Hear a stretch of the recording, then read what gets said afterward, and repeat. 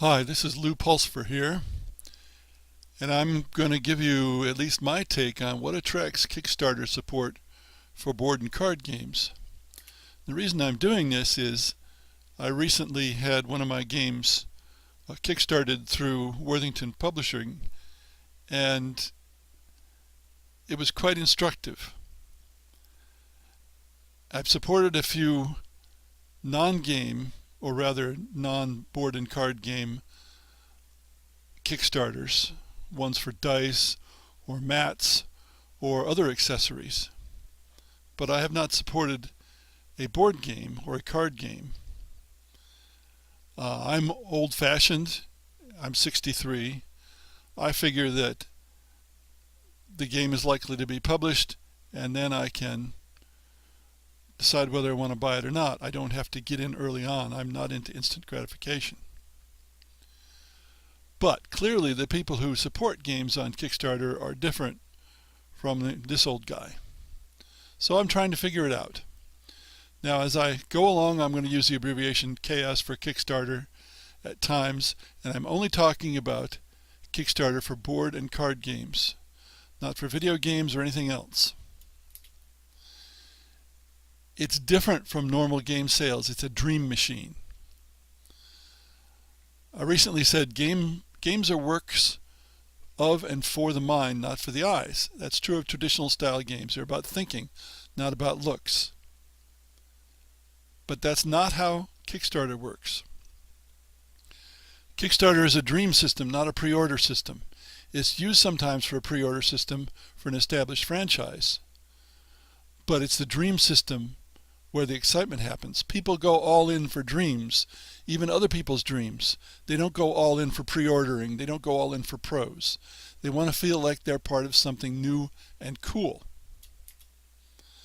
So on Kickstarter, you're selling your dream.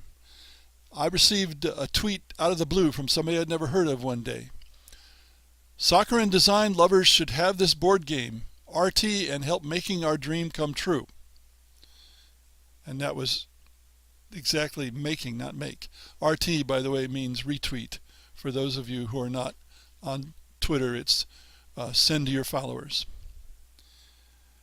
Make our dream come true. That's what they're offering, and that's what many people want to participate in. They want to be something more than a consumer. Add to this that many people nowadays value intentions as much as actions. This is especially true of young people, I think. Older people tend to remember the old phrase, the road to hell is paved with good intentions.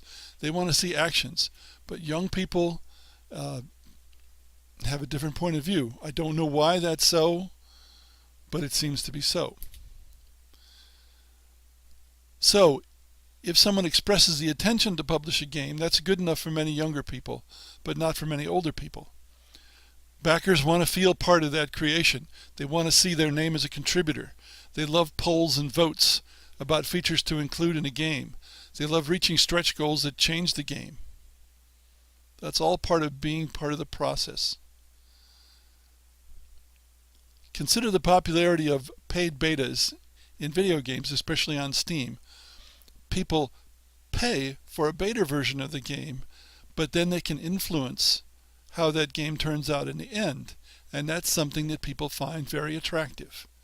The same thing is happening on Kickstarter with board and card games.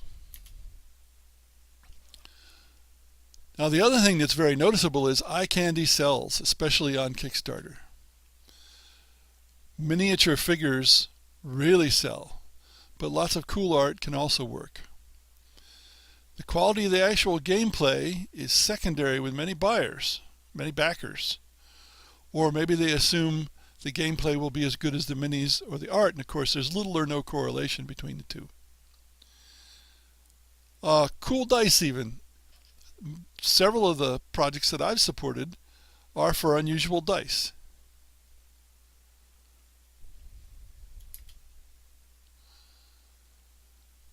Are people looking for a bargain? That doesn't seem to be the main impetus unless it's acting as a pre-order sort of P500 system. If you've never heard of P500, some companies will prepare a game to be manufactured, show it online, ask people to pre-order, and when they get 500 pre-orders or whatever number, then they'll send it off to the printer because they have enough money to be able to afford without much risk. But people aren't looking for a big discount. James Matha, who is one of the people I follow about Kickstarter, suggests a $5 discount is sufficient.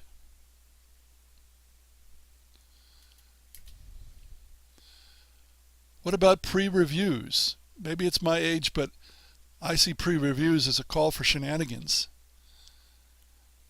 And then paying somebody to do a review for you? Why would anyone trust such things?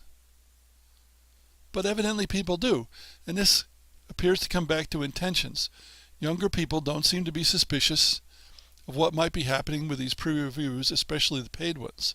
If a large company did this, if the government did this, I'll bet there would be a heck of a lot of suspicion.